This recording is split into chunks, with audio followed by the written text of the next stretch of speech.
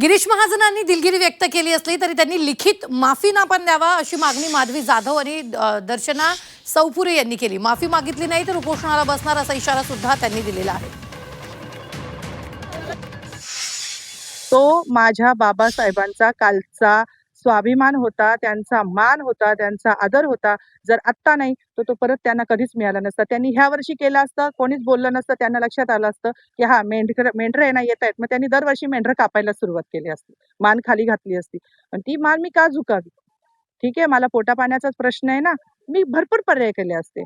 कष्ट करायला कोणाला म्हणजे कोणाला लाज वाटते? कष्टाची भाकर सगळ्यांना आवडते, मी कष्ट करायला आहे, मला ती भीती नाहीये। तर म्हणायचं की मेंढरं काप, मी बाबासाहेबांच्या विचारांची की 100 दिवस शेळी होऊन जगण्यापेक्षा 1 दिवस वाघ म्हणून मरा आणि मला त्यांचा मान मिळवून द्यायचा। त्यांनी जे काही शब्द वापरलेत त्यांच्यात की दिलगिरी व्यक्त करतो किंवा अनावधानाने झालेला आहे। अनावधान हा शब्द त्यांच्या पदाला एकतर सुटेबल नाहीये।